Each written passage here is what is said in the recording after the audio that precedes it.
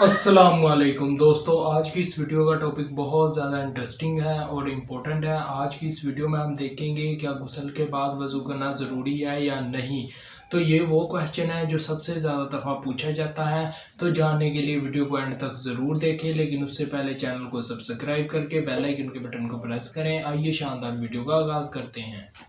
ابھی next question ہے، ہمارے معاشرے میں عوام الناس کی اکثریت یہ سوال پوچھتی ہے کہ عام غسل اور غسل جنابت میں کیا فرق ہے؟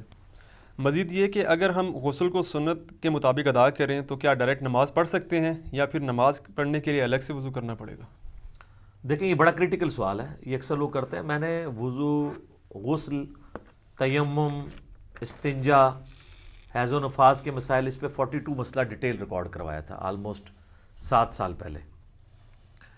اس میں نے بتایا تھا سورۃ المائدہ میں سٹارٹ کے اندر ہی وضو کا طریقہ آیا ہے کہ چہرے کو دھویا جائے، اس کے بعد دونوں ہاتھ کونیوں تک، پھر سر کا مسح اور پاؤں کو دھویا جائے۔ بل یہ پاؤں کے مسح والا اختلاف بھی ہے اپنی جگہ، المصنف ابن ابی شیبہ میں موجود ہے کہ اکرمہ جو تابعی تھے ابن عباس کے شاگرد، وہ پاؤں پہ مسح بھی کر لیتے تھے۔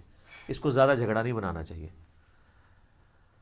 تو یہ وضو کا طریقہ قرآن کے اندر ہے، بخاری مسلم میں درجنوں احادیث ہیں، بلکہ مسلم شریف کے اندر تو 1000 سے زیادہ احادیث ہیں وضو، غسل، نماز اور طہارت کے مسائل کے اوپر، 1000 سے زیادہ۔ لیکن یہ آپ کو کہتے ہیں یہ وضو کا طریقہ تو امام حنیفہ نے بتایا ہے، تو احادیث کے اندر موجود ہے۔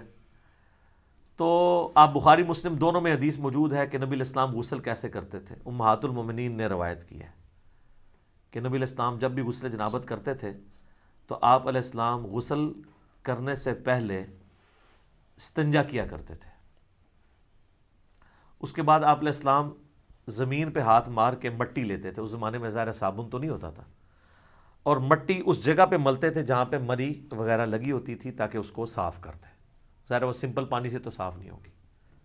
اس کے بعد آپ علیہ السلام، بخاری مسلم کے الفاظ ہیں کہ نماز کا سا وضو کرتے تھے، کلی کرتے تھے، غرغرے کے ساتھ سنت ہے، ناک میں پانی ادھر تک چڑھاتے تھے، اور وہ ابو داؤد میں الفاظ موجود ہیں کہ اگر روزہ نہ ہو تو پھر تو آپ اوپر تک چڑھائیں، روزہ ہو تو آپ بس نارمل ہی جتنے ہے پانی ہے۔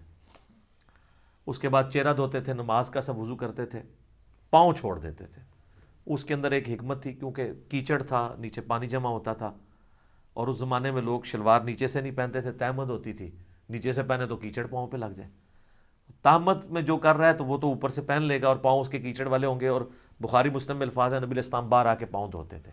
آج کل ایسا نہیں ہے، آج تو ہم اس اسماعی سے گزر نہیں رہے، ہم تو ٹائلز والے باتھ روم میں ہوتے ہیں، ساتھ ساتھ پانی بہتا رہتا ہے، وہ پاک ہوتا جاتا ہے، نکل جاتا ہے۔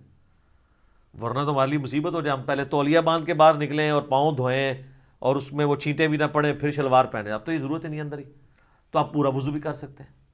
اچھا، چونکہ نبی علیہ السلام وضو کرتے تھے اور اس سے پہلے استنجے والی جگہ سب کچھ دھو چکے ہوتے تھے، اور اس کے بعد آتا ہے پھر آپ علیہ السلام 3 دفعہ جو وہ سر پہ پانی بہاتے تھے، دائیں طرف بائیں طرف۔ ظاہر وہ غسل ہوتا تھا ایک برتن اور بالٹی کے ذریعے، تو وہ اسی طریقے سے ہی ہوگا۔ آج کل تو شاور ہے، مسئلہ ہی کوئی نہیں ہے۔ تو اس کے بعد آپ پاؤں باہر نکل کے دھوتے تھے، اور اسی وضو کے ساتھ، غسل کے ساتھ وضو بھی شمار ہو جاتا تھا۔